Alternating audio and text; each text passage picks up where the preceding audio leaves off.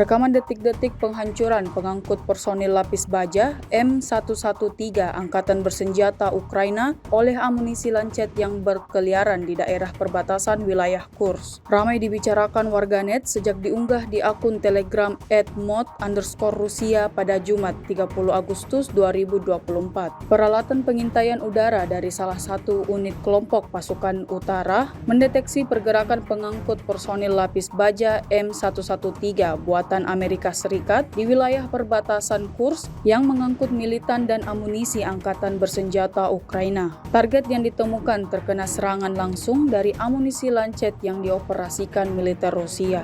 Hasilnya seperti yang terlihat dalam rekaman. Insiden ini menambah daftar panjang kerugian yang didapatkan angkatan bersenjata Ukraina.